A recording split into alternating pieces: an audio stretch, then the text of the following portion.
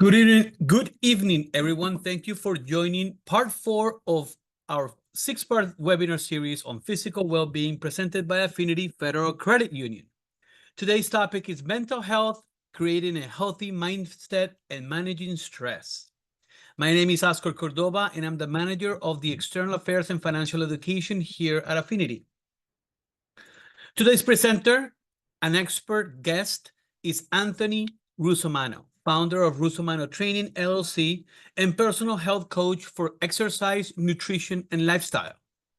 As a reminder, this webinar is being recorded, and the link to watch this presentation again will be shared with all of you in a follow-up email that will be sent soon. Also, if you have any questions that you would like to ask during the presentation, feel free to use your Q&A or chat option on your panel, and we'll be more than happy to address them at the end of the webinar. Before we jump in, a quick disclosure: the information provided to all of you is intended for information purposes only, and is intended also to provide general guidance. It does not constitute medical advice. Each person's circumstances are different, and you may not apply to the specific information provided, You should seek the advice of a medical professional to discuss your specific needs before making any medical, dietary, or lifestyle commitments regarding the matters related to this webinar series. Also, Affinity does not affiliate, nor do they endorse or recommend any of the reference apps, websites, or companies and or their products or services. Accordingly, Affinity takes no responsibility for the quality reliability of the products or services offered by these apps, websites, or companies. With that said, I'd like to turn it over to Mr. Russomano. Anthony, thank you so much for joining us this afternoon to present this great topic. Thank you so much, Oscar, and thank you everyone for joining again. Very excited to jump into part 4 on mental health. So if you have not been here before, if you have not seen, this is our 4th of the webinar. So we did nutrition, movement, exercise, and sleep for the other 3 parts. If you need a recording, we can definitely get you that, and I would love for you to check those out.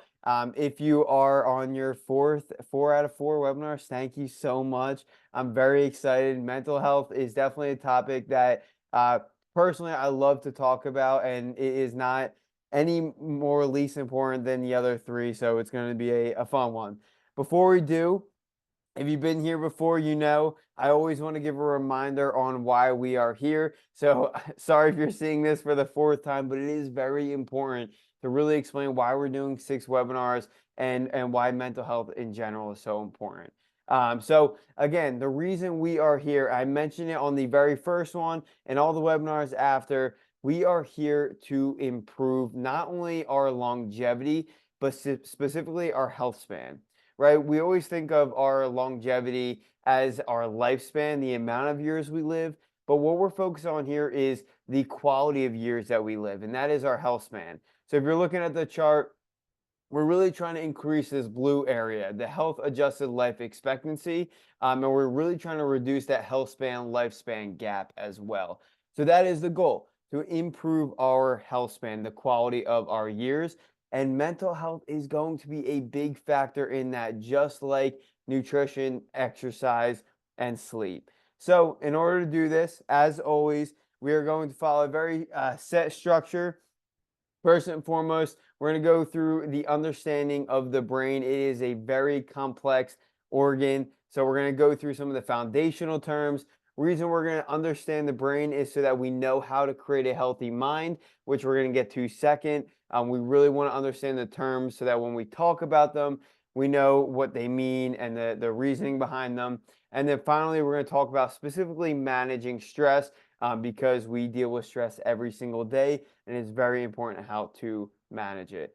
So first and foremost, let's jump into a little understanding of the brain. Just general idea is, I mean, we all know this, but the brain is the control center of the entire body. It regulates our thoughts, our emotions, our actions. It's key to mental health, and it's key to managing stress, of course. Specifically, however, we're going to talk about 3 different things. Number 1, the regions of the brain, so that you understand what regions are important for what. We're going to talk about what's called neurotransmitters and then brain plasticity. Again, it is so complex, so let's just set the foundational terms, get them out of the way so that we know how we can create a healthy mind. So first and foremost, regions of the brains. Let's talk about these. No need to remember these. I really just want to give you a general idea of one, the complexity of it to show the importance of our brain. So first and foremost, the frontal lobe. This is the first region of our brain, which is responsible for decision making, problem solving, and voluntary movement, right? So any kind of purposeful movement, that's the frontal lobe taking control of that. Then we have the parietal lobe, which is on the upper sides. This is responsible for sensory information, right? We have our five senses. That's what those are coming from, as well as spatial orientation and navigation. So the world around us, that's going to be our parietal lobe. Moving down to our temporal lobe, this is on the direct sides of your head near your ear. This is going to be responsible for auditory information, right? Near your ear, very easy to remember. Also responsible for memory and speech as well. Occipital lobe, our last of the four lobes, is responsible for processing visual information. So that is actually going to be anything that we see, any information that comes in, that's going to be our occipital lobe. And then finally, our spinal cord, which is responsible for communicating from our brain to the rest of our body. So each of these have their own importance, and we're going to be touching on all of these responsibilities that each have later in the webinar. Jumping into our neurotransmitters. So neurotransmitters you've probably seen before, but you just didn't know it was that term. What we're referring to here are some of the hormones that are released because of the way the brain reacts to different information coming in. So first off, we have what's called serotonin. And these are just, I kept it to three simple ones that you've probably seen before. I didn't want to make it too complex. So these are going to be the more straightforward, simple ones, but there are many, many, many neurotransmitters and hormones that our brain is responsible for. First off, though, we're going to be talking about serotonin. This is what most people refer to as our happy hormone, which is responsible for regulating our mood, our emotion, and our sleep, which we talked about last week. Then we have dopamine. This is what everyone knows as our pleasure hormone because it's responsible for reward, motivation, drive, and then also motor control. And then finally, cortisol is referred to as our stress hormone, which is responsible for how our body responds to stress. Cortisol, we will definitely come back to when we're talking about managing stress. But these are the big three: serotonin, our happy hormone; dopamine, our pleasure hormone; and cortisol, our stress hormone. Finally, the last understanding of the brain that I want you guys to know, the last term, is what's called brain plasticity. This is very, very important because not many people truly understand that the brain has a unbelievable ability to change and adapt throughout our lifetime. Unfortunately, it can weaken, but it can also strengthen. So, in terms of brain plasticity and its ability to adapt and change, think about it just like you would think about resistance training. You go in the gym, you lift around more weights, you do more exercises, you're going to gain muscle. Well, same thing with the brain. The more we give our brain any kind of benefit, any kind of boost, it is going to adapt with those. So we're in the next section when we focus on how to strengthen our brain. What we're focusing on is improving our brain plasticity. So we will jump into that in the second section. But some of the ways that we can weaken our brain plasticity are important to know as well. One of the biggest ones is chronic or long-lasting stress. That's why we are going to focus so much on managing stress, and it's going to be a whole section, the third one. Poor diet, physical inactivity, and sleep deprivation, going off the last three previous webinar topics. Again, another reason why they're so important because they do decay the brain if we are not focusing on them. And then two other ones: substance abuse, whether that's alcohol or drugs, and then also social isolation. We talked about before the importance of being social and talking to people in person. So that is going to also weaken brain plasticity. More on a positive note, let's focus on how we can strengthen our brain plasticity. And this goes right into our second section today, which is creating a healthy mind. So as always, if you've been here before, I follow the same trend of trying to improve things and giving you guys a little guide to walk away with. So what we're going to be doing is focusing on what's important as always. First and foremost, again, following the trend of the webinar, the first one is going to be nutrition. And I really want to emphasize how nutrition is specifically going to play a role in creating a healthy mind. And this is what's called the gut-brain connection, aka the gut actually being our second brain. And I'll explain much more in depth on how and why. But yes, it's hard to believe these two separate regions of our body are directly connected. You can look it up, but they are referring to our gut as our second brain for a variety of reasons. But the way our brain and our gut directly communicate is actually through a nerve that goes from our brain stem, all the way down into our gut lining. And this is called the vagus nerve. So there is a direct communication between our brain and our gut. So this is responsible for signaling these things. If we eat something, it's going to cause a signal from our gut to our brain, and our brain's going to have an effect, which is going to have an effect on our body. How does this happen? So going to throw out some terms here, but just want to really keep it simple so you really understand how these two are related. In our gut, we have what's called our gut microbiome, and this is a family of bacteria that will respond to different foods that we eat, maybe some different bacteria that come in, maybe potentially pathogens that may cause an illness. The microbiome is responsible for all of that. However, our microbiome also is responsible for releasing different hormones after it has an effect, which is going to then signal our brain, and then our brain is going to have its effect. So, for example, the healthier we eat, the healthier our gut microbiome is going to be, which means it's going to give a healthy response to our brain. Vice versa, if we are having an unhealthy meal or we are physically inactive, where our gut microbiome is going to recognize that, which means it's going to send negative signals to our brain. So let's dive a little bit deeper into that. So, like I said, a healthier response coming from maybe a healthy meal or a good bout of exercise, this is going to have a healthy response. The reason for this is because, fun fact, 90% of serotonin, we mentioned that at the beginning as our happy hormone, 90% of serotonin is found in the gut, right? So the reason that we eat a healthy meal that's full of protein, veggies, a healthy carbohydrate, that's going to make our microbiome so happy, and it's going to cause that release of these healthy hormones, these happy hormones, serotonin, directly from our gut lining. And it's going to cause a healthier brain. On the flip side, we have a negative response or an unhealthy response, right? So that's just like I said, if we eat a meal with processed foods, fried foods, maybe sugars in it, well, our gut microbiome does not feed off of those foods. It is not going to have a good response. So it's actually going to release bad hormones that are going to cause a bad response to our brain. And in this example, could potentially cause some depression, anxiety, or other kind of factors. A good example for this kind of unhealthy response is actually some new research that's coming out about Alzheimer's disease, and how Alzheimer's disease affecting memory and cognitive function is actually being referred to as type 3 diabetes. And that is because of what these processed sugars and excess sugar in our diet are having an effect on.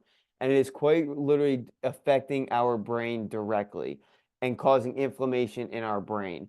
So this is just a perfect example of how the food that we eat, whether it's healthy or unhealthy, is directly related to the health of our brain as well. The second thing to focus on for creating a healthy mind is movement and exercise. Okay. The reason that movement and exercise specifically for the brain is so important is for a variety of reasons. I want to focus on three. So, exercise will promote many brain boosting benefits. And the three that I want to focus on, we're going to break down. So, the first one is that when we exercise, we actually release what's called endorphins. And no matter what the form of exercise is, whether it's cardiovascular, resistance training, you name it, we release this hormone called endorphins that are responsible for promoting the feeling of well-being. Right? So you always hear this saying, you will never regret a workout. Well, this is where these endorphins come into play. The reason you will never regret a workout is because we are releasing these hormones that are making us feel good after that session. So again, no matter what type of exercise, the release of these endorphins are going to make you feel happier. Second biggest benefit of the many benefits to exercise specifically for the brain is going to be the growth and repair of our brain cells. So, not to get too scientific, I'm going to try to keep this simple, but we have a protein called brain derived neurotrophic factor, or BDNF. And this is what is responsible for promoting the growth, repair, and even maintenance of nerve cells and blood vessels in our brain. And what happens, it's fascinating, but exercise directly increases this protein.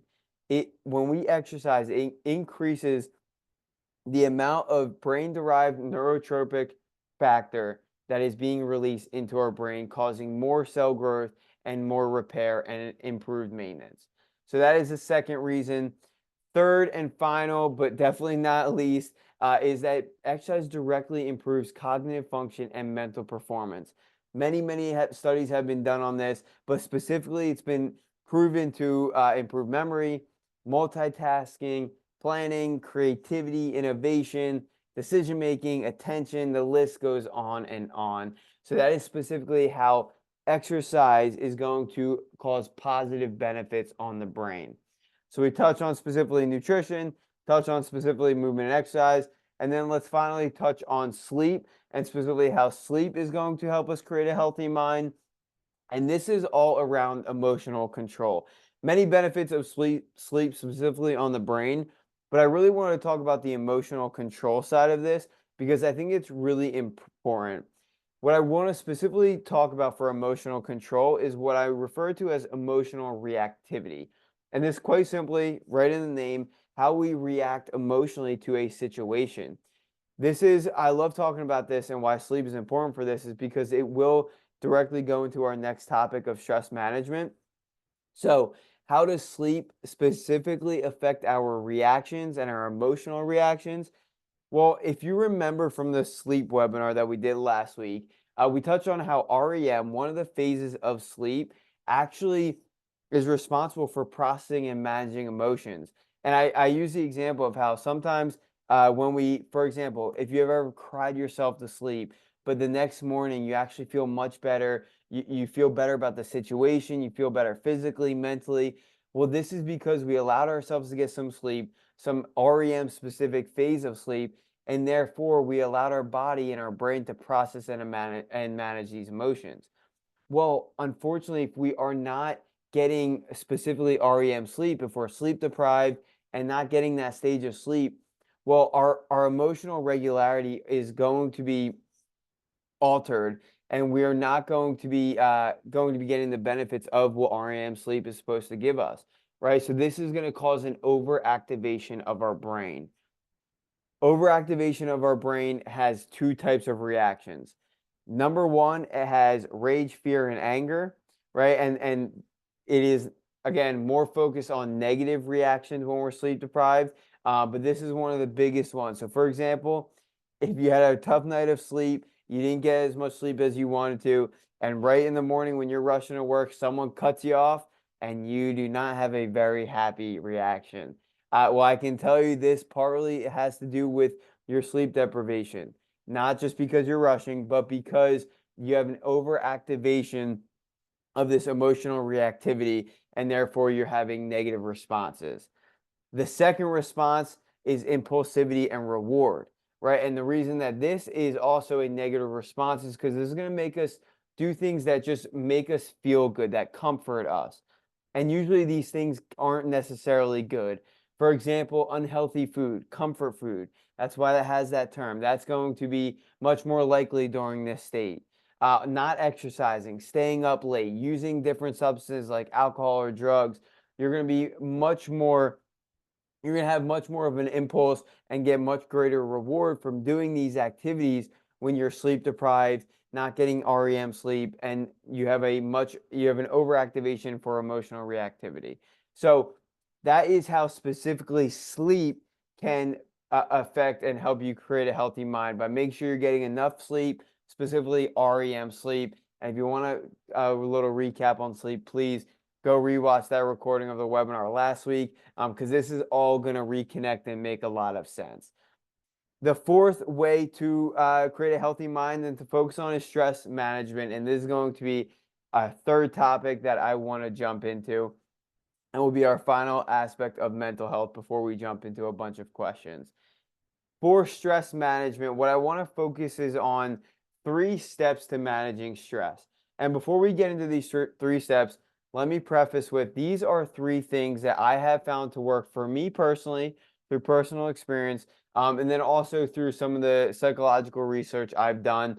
There are many, many ways to manage stress, and you're going to see unlimited resources online. The biggest thing is to find what works for you.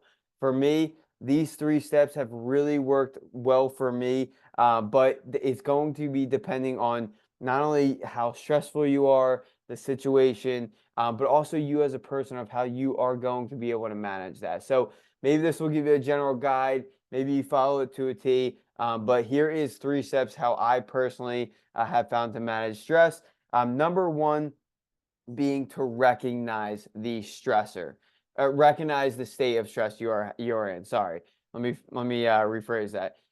We must recognize that we are in a state of stress when it happens. This is the recognition step to managing stress.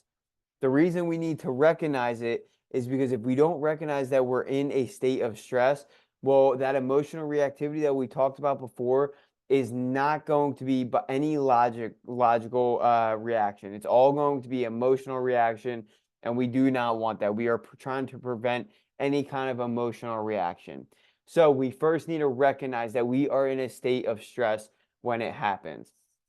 This involves being aware physically, emotionally, and also aware of some behaviors of the stress as well. So, for example, how do you feel physically? Are you sweating? Are you fatigued? Do you have a headache? Maybe a loss of appetite? How do you feel emotionally? Are you feeling anxiety, depression, any of those negative feelings? Also, your behavior. Are you behaving uh, in a negative emotional way? Are you on high alert? Are you irritable? Are you annoyed? These are some of the ways, physically, emotionally, and behaviorally, that we can recognize that we are in a state of stress. Secondly, we must identify the stressor. This is important. Once we recognize it, once we know that we are in a state of stress, okay, we need to figure out what is causing this stress. This is very important, because a lot of people don't understand that the reason that we are in a stressful state is because of the way we react to a certain stressor. This is why many people react to situations differently. One stressful situation may not be as stressful for another person, and vice versa. This is because of the stressor. So we need to identify that stressor, that reason that you are having this reaction. It could be external, or it could be internal. So, is it external? Is it from work? Could it be from a relationship? Is it an environmental change? Or is it internal? Is it self-talk? Is it some expectations that you put on yourself that maybe have been unrealistic, that are now coming back onto you? Is it personal insecurities? What is it? Is it external, or is it internal? But we must identify the stressor in order to handle the stress. So once that we recognize that we're in a state of stress, once we identify what is causing that state of stress, then we must figure out a way to cope with that stress. We cannot jump from being in a stressful state right to the coping stage, because then we don't know what we are coping. That is why this step process is very important, to first recognize, identify, and then cope, because then we can specifically cope with that specific stressor. There are many, many ways to cope with stress. Everyone's going to cope with stress differently. However, again, just like these 3 steps, I have also have a list of techniques that I know are backed by psychological research, and then also backed by my personal experience, of ways to cope with stress. But again, it's going to depend on the severity of the stressor, It's going to depend on the type of stressor. However, these are techniques that you can use no matter the stressor to really help you cope with the stress. So, just like we mentioned in the first section, nutrition, movement, exercise, and sleep are a unbelievable way to manage your stress. Perfect example. This morning, I was just not feeling it. It was one of those days where I had to get everything out of me to do any kind of work. So usually in these times, what my first thing I do is I actually go do a exercise outside. So today I went for a run outside, not only because it was beautiful and sunny, but also because exercise and what we mentioned on the benefits of sleep and the benefits of getting that good feeling, that was the first thing I did. So nutrition, movement, exercise, and sleep is one of the best ways, in my opinion, to manage stress and create a healthy mind.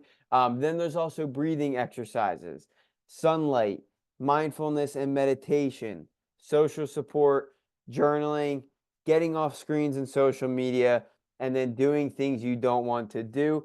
I'm going to touch on the last one specifically in a second, but just touching on a couple of these.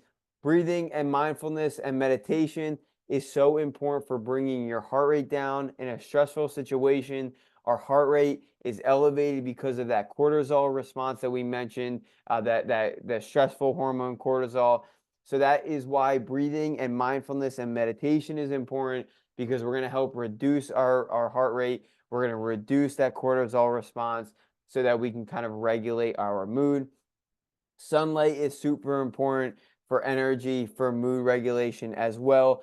Social support, use your friends, use your family. Do not go through a stressful situation alone. I cannot emphasize this enough. If you have that support from people socially, whether they're directly helping you or just listening to you, just having them there is so important for managing stress. Journaling, if you don't have social support, maybe you don't have someone to reach out to in that moment, use a journal. Journal is a great way to write things that are just stuck in your head, stuck in your mind, and getting it out is just a nice way to get that load off your chest without having to talk to someone if they're not available. Getting off screens and social media, or just like the news in general, let's be straightforward, it is mostly negative. It is what I call micro stressors. Maybe not causing a significant stress response in the moment, but it's having these micro stressors because it's negative information. So trying to get off social media, trying to get off the news, trying to get yourself out and away from any of these little stressors that could just make matters worse. And then one that probably not many people have seen is doing things you don't want to do. Why did I throw this in here in terms of managing stress and a healthy mind? Not only is it backed by research, however, doing things you don't want to do from a mental perspective actually are going to make you feel really good after. Just like what I said in the beginning about how exercise, you're never going to regret a workout because usually it's something that you don't want to do, but you do it anyway. You are going to get such good feeling, such good serotonin release from doing something that you really don't want to do. A perfect example is, we go through this all the time, something that you have to do in work that you are just dreading, you absolutely don't want to do, but then what happens when you finish it? You feel amazing, you feel accomplished, you're so happy. Another example, more focusing on physically, you do a 5K, you train for it, you didn't think you were going to be able to do it, but yet you did it anyway, and you did it so well. This is another example of something that you did not want to do. You pushed against that negative self-talk, you did it, and you feel so good after. So this is why, from a mental perspective, in life in general, but also acutely just managing stress, doing things that you don't want to do can have a significant benefit. So with that being said, feel free to take a picture of these techniques if you need, but that is going to add our fourth increasing health span toolkit tool. So we touched on nutrition, movement, exercise, sleep, and then focusing on mental health. And we kind of saw how all of these really come together when we're specifically talking about mental health or health in general, increasing that health span. This is another key tool in our toolkit, and we do have one more to go. So I guess you have to come back for webinar 5. However, if you have any questions, please put them in the Q&A so that we can go through them. I have a bunch of resources as well. If you need free Facebook group, you can do this QR code. It has all of my links. I would love for you to follow me on Instagram, subscribe to my YouTube. But again, whether you put a question in now, if one pops up later, you can always reach out to me through these resources. But I'll stay after and hopefully get some questions in.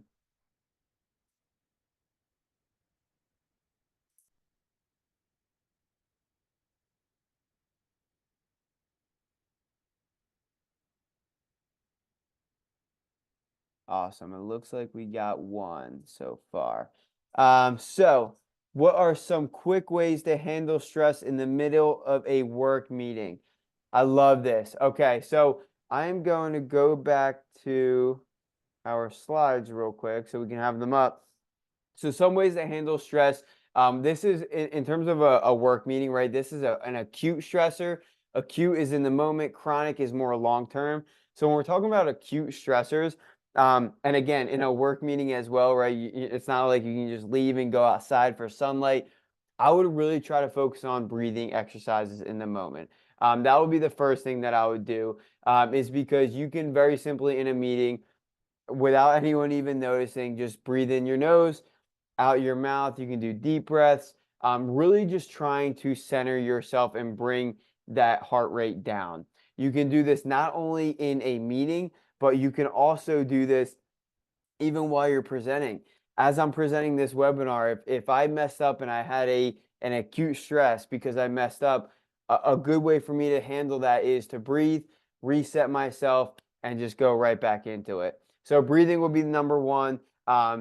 If you can, you could journal during a meeting and just write some things down of like, okay, I understand I'm in a stressful situation. What is causing the stress? How could I cope with it? But I would probably recommend breathing specifically for in a meeting situation. Breathing can go a long, long ways, not only in just stress management. Fantastic. Thank you so much, Anthony. Very good. Next question. How much sleep is really healthy?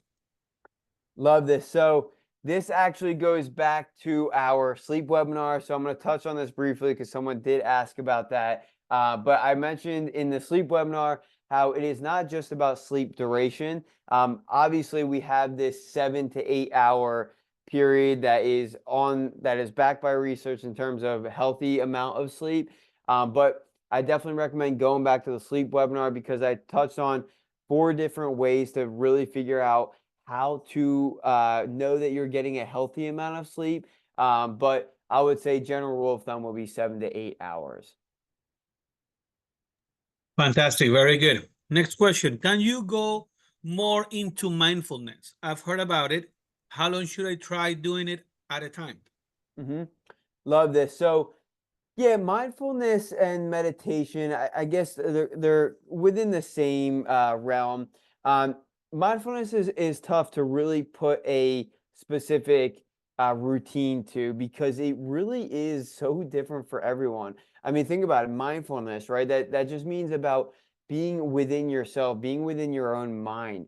And we all have such different minds, and I'm not in your mind, so I can't tell you what that looks like. So what I would say is treat it like anything else, like exercise or nutrition, sleep. Take it slow, right? It is really hard. Mindfulness and meditation is one of those things that is really hard to get into because being within yourself, especially nowadays, is very uncomfortable for most people.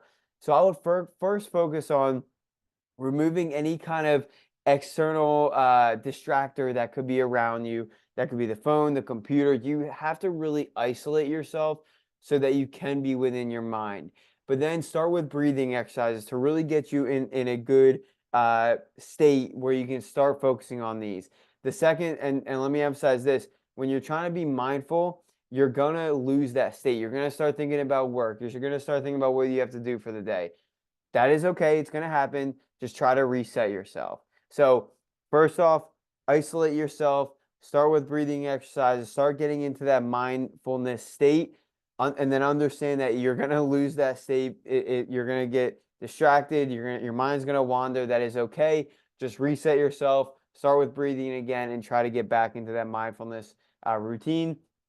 Again, there are many, many breathing exercises, mindfulness routines out there. For me, it's just kind of trying to figure out what works for you because our minds are all so different.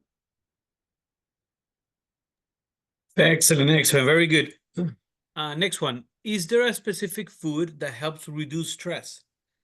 Love this. So, the reason I love this question is because when we talk about specific foods, whether it's specific foods to reduce stress, specific foods for body fat loss, specific foods for this or that, I have a tough time personally as a health coach telling people that this specific food item is going to have this specific effect.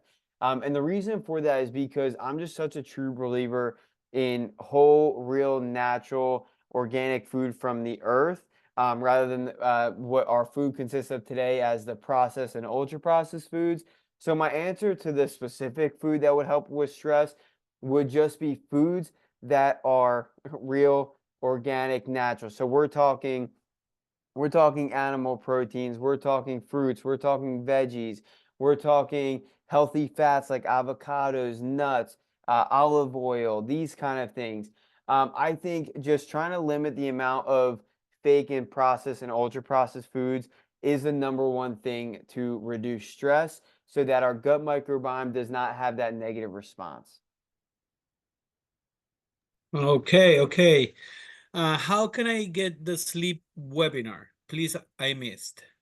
Uh, I'll answer this one. The recording links have been sent via email to all of the attendees. If you missed one of the sessions, I will be more than happy to let Nick know. He's the person who runs this webinar series, and I'll give him your information so he can send you the link that you're requesting. Okay, thank you so much.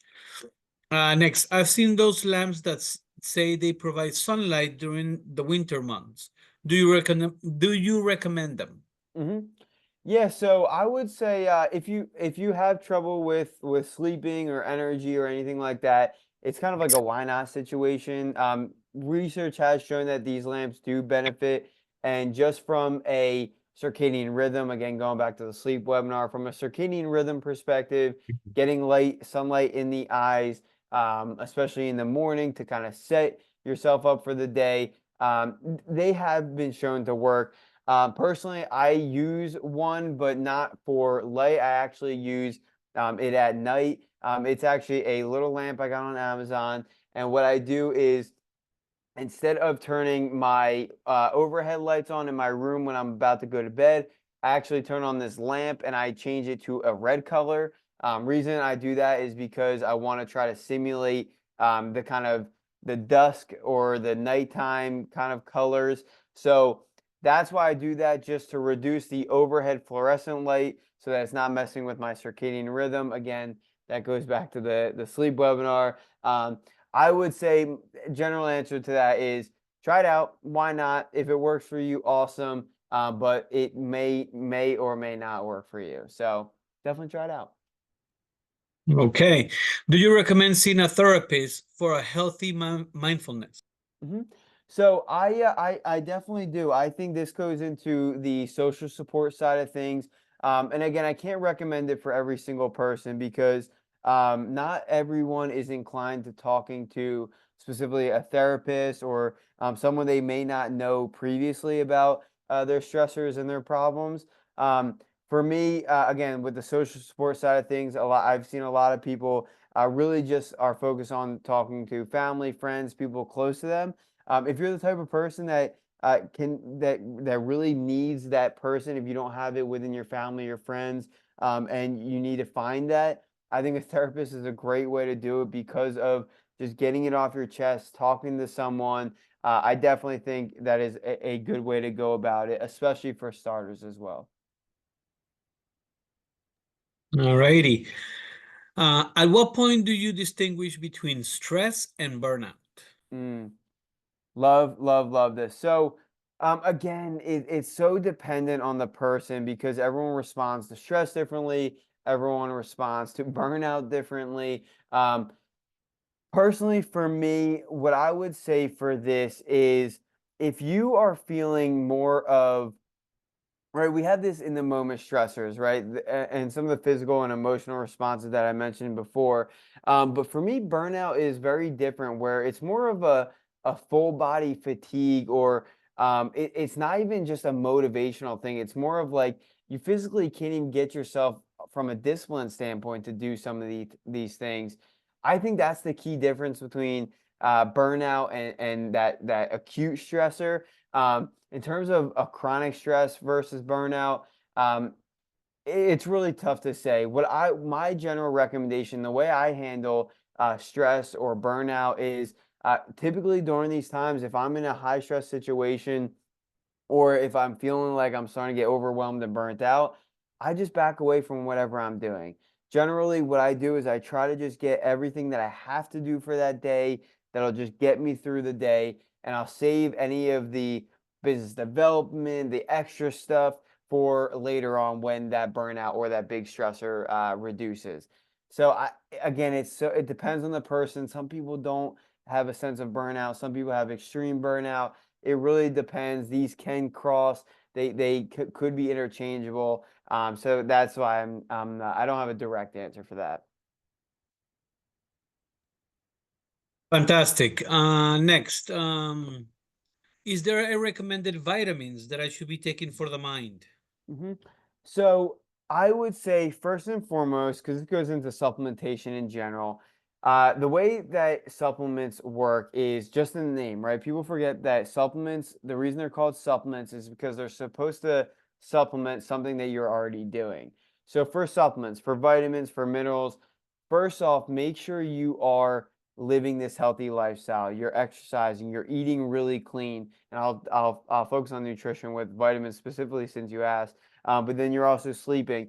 Focus on all of these things, and then once that's under control, we can get into supplementing that already healthy lifestyle.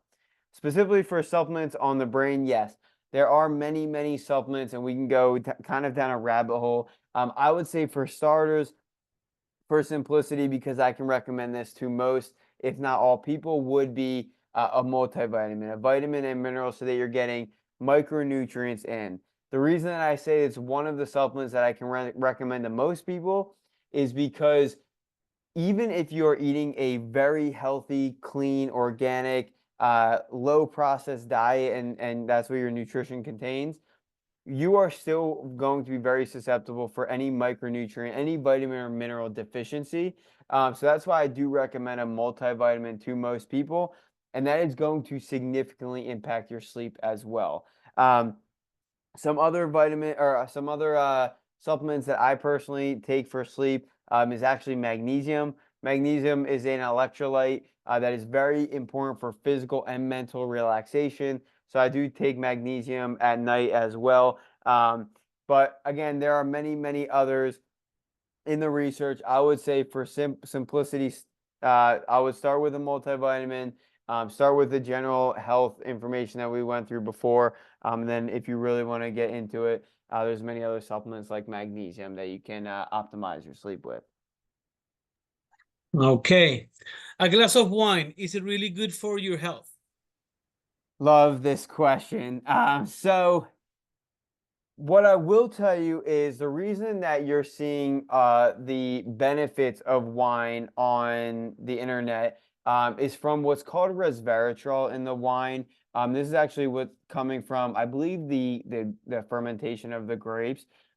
To me, it's just it's a pros and cons type of thing. Personally, and this is going to depend on what kind of health coach you're talking to.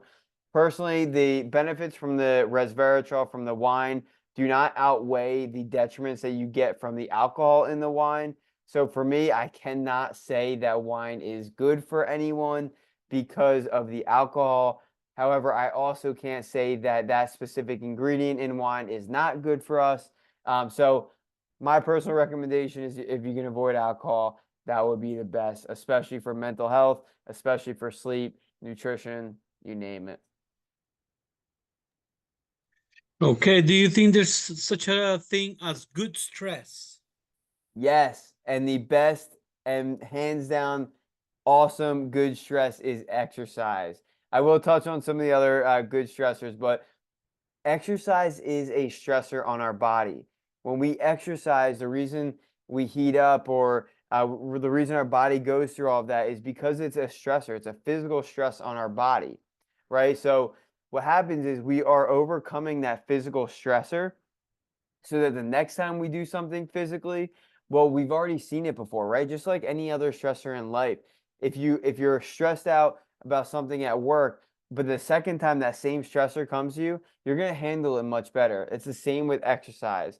So yes, one of the best good stressors is exercise. Um, I think you can look at stressors in general as a really good thing. And this goes back to what I was saying about how doing hard things you get a lot of benefits from. I think acute stressors is very important for us in general, for life, for any kind of improvement, because we have to go through these difficult times or these tough things in order to understand how to cope with them, how to deal with them. So I personally think stressors and hard times are good. I think they are very good if you know how to cope with them, if you can get to the other side of them because of all the benefits that you are going to get on the other side. Alrighty. Any foods you recommend for people who work night shifts? It's tough to find a balance of healthy foods and eat in a schedule that's not 9 a.m. to 5 p.m. Hmm. Yeah, so this is what I would say. Don't try to change too much just specifically because you're working night shifts. I would say it is tough, and we touch on night shift in the sleep webinar as well. I would say don't make it too difficult on yourself because it's already difficult enough that the fact that you're working night shifts. And if you're a nurse or a doctor, thank you very much for working those night shifts. I have high respect for those people.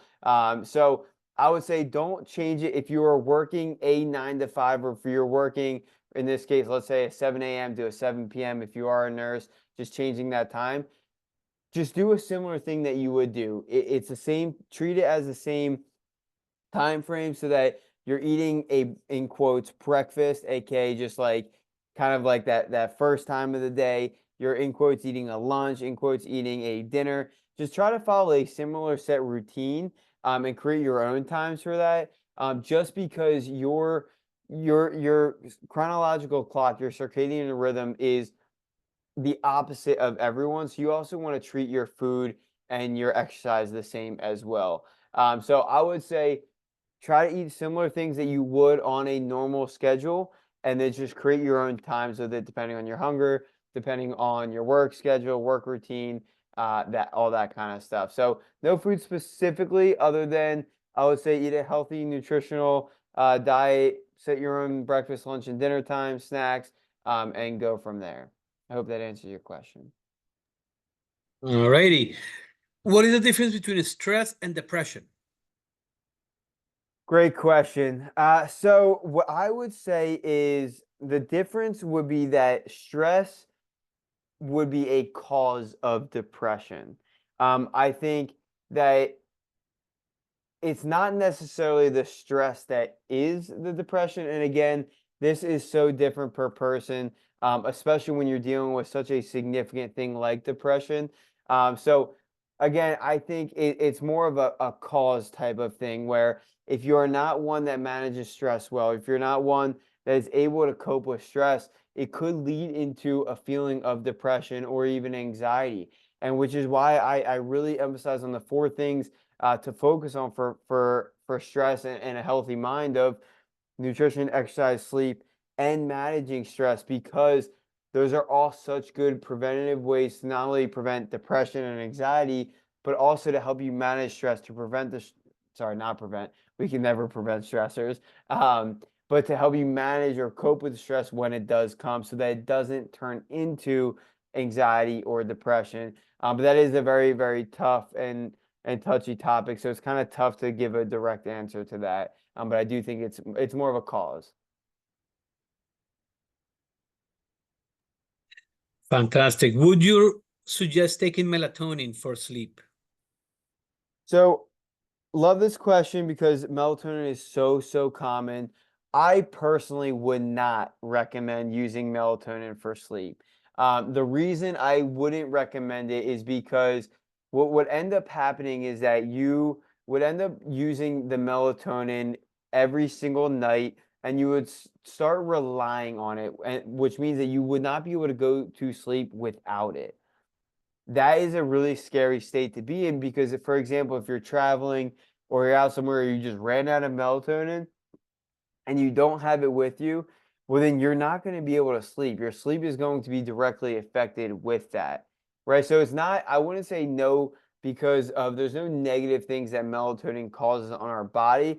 I would say the main negative is that you become used to it and you can't actually get a natural sleep without the melatonin.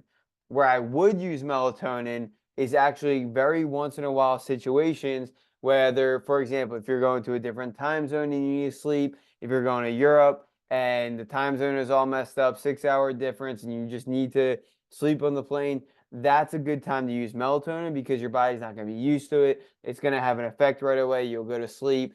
But I would say on a regular basis, I would personally not recommend melatonin. Okay. And is it difficult to get up in the morning with a pain and fatigue? Is it due to stress? Could you please give some ideas to fix this? Yes, I can definitely give some ideas. Definitely not an answer because with pain, with fatigue, there's so many things that it could be coming from. For example, it could be stemming from nutrition. It could be stemming from exercise. It could be stemming from the type of sleep that you got after that night. Um, but it can certainly be due to stressor. This is why I really emphasize all four of uh, everything we talked about in the webinars previously, those three previous ones and mental health, is because all of these play a factor. For example, if you have an unhealthy meal that's full of sugar, well, that's actually a stressor, right? It's going to cause a stress in your body because our body does not like that. So that's a really good reason of why I can't directly say what this is, whether it is a stressor or whether it's the other three. What I would say is, again, try to really first focus on the foundational health aspects that we touched on. See if that helps at all with it, and really be truly honest if you are doing the right things, if you are eating the right foods, if you are truly moving your body as much as you should. If that doesn't alleviate the pain and fatigue, then I would then go more so the physical route in terms of getting an MRI or getting an X-ray. Make sure it's no tendons, ligaments, anything like that. So sorry for the open-ended answer, but there's just so many factors that can go into pain, that can go into fatigue, that could be causing it. So, All right, very good. So that was the last question. Great questions today. Almost 20 questions. So that's excellent. At this point, I would like to, if since there's no more questions, I would like to bring this webinar to a close. I want to thank everyone for joining today. Thank you, Anthony, for sharing all the amazing information.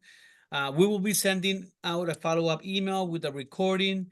And if you have any questions, feel free to reach out to myself or Anthony directly. We look forward to seeing you in our part 5 of the series, which the topic will be goal setting and habit tracking, making this a lifestyle. And with that said, I don't know, Anthony, if you have any parting words. yeah, thank you so much, everyone, for joining. Cannot wait for the next webinar. As always, if you guys have any questions, unlimited ways to reach me. Do not hesitate to reach out with questions. Any information that you need, I am here to help. That's my number one goal, is just to help as many people as possible. Whether that's through Instagram, YouTube, the free Facebook community. Would love for you to join the Facebook community. That is all. So can't wait to see everyone in the next webinar. Fantastic. Very good. I want to thank everybody for attending and have a great rest of your night. See you guys in 2 weeks on our part 5. Bye, Have a good everyone. one, everyone. Bye bye.